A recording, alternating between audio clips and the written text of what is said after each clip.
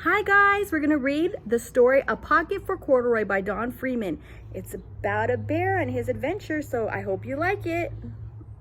A Pocket for Corduroy by Don Freeman. A Pocket for Corduroy. Late one summer afternoon, Lisa and her mother took their laundry to the laundromat. As always on such trips, Lisa carried along her toy bear, Corduroy.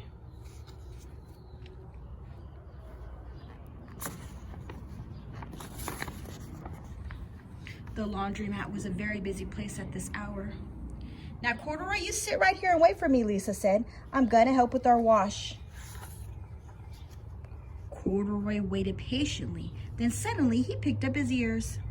Lisa's mother was saying, "Be sure to take everything out of your pockets, Lisa dear. You don't want your precious things to get all wet and soapy." "Pocket," said Corduroy to himself. "I don't have a pocket."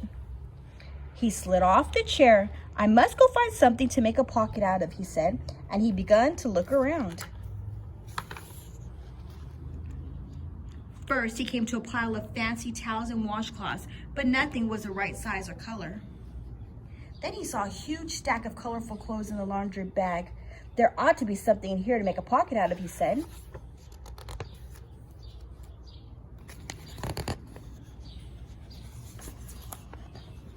Without hesitating, he climbed inside the bag, which was filled with pieces of wet laundry. The dampness didn't bother Corduroy in the least. "This must be a cave," he said to himself, sighing happily. "I've always wanted to live in a dark, cool cave." When the time came for Lisa to fetch her bear, he was gone. "Oh, Mommy," she exclaimed, "Corduroy isn't here where I left him." "Oh, I'm sorry, honey," said her mother, "but the laundromat will be closing soon, and we must be getting home." Lisa was reluctant to leave without Corduroy, but her mother insisted. "You can come back tomorrow," she said. "I'm sure he will still be here." As they left, a young man wearing an artist's beret was taking his wet laundry out of the bag, the very bag Corduroy had discovered. Before he knew it, Corduroy was being tossed together with all of the sheets, shirts, shorts, and slacks inside the dryer. But just as the artist was shutting the glass door, Corduroy tumbled out onto the floor. "How in thunder did you ever get mixed up with my things?" the artist wondered. Poor Corduroy was damp all over. "The least I could do is give his coveralls a good drying," he said. He unbuttoned Corduroy's shoulder straps and put the coveralls in the dryer. Corduroy grew dizzy as he watched the clothes spinning around, but the artist became inspired. "This will make a wonderful painting," he said as he took his sketch pad out of his pocket and began drawing the swirling colors. "I can hardly wait to get back to my studio." Finally, the dryer stopped whirling and the man gathered up the clothes. Then he helped Corduroy put on his warm, dry overalls. All at once, the manager of the laundromat called, "Closing time! Everyone out!" Corduroy was gently placed on top of the washing machine. "I wonder who that bear belongs to," said the artist as he was leaving. "Seems to me he should have his name someplace. He's too fine a fellow to be lost." As soon as the lights were turned off, Corduroy began his search again. He was surprised to see something white glow in the dark. "Maybe it's snow," he said excitedly. "I've always wanted to play in the snow." He accidentally tipped over the open lidded box, and suddenly he was covered with soft, slippery soap flakes. Gradually, Corduroy began to slip and slide.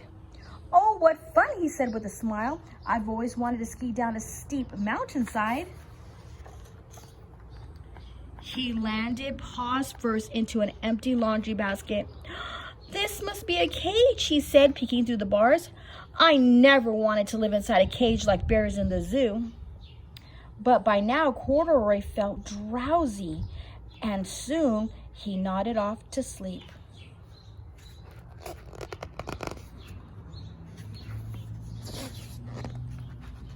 The next morning, when the manager came to open the door of the laundromat, there was Lisa waiting. "I left something here yesterday," she exclaimed. "May I look around?" "Certainly," said the manager. "My customers are always leaving things." Lisa was searching under the chairs and in the back of the washing machine when she heard the manager call, "Is this what you're looking for, señorita?"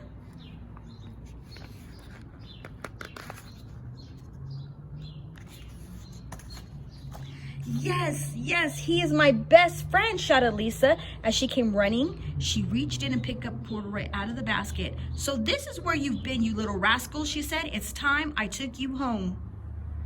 Lisa thanked the manager and ran out the door and down the street, holding Corduroy tightly in her arms.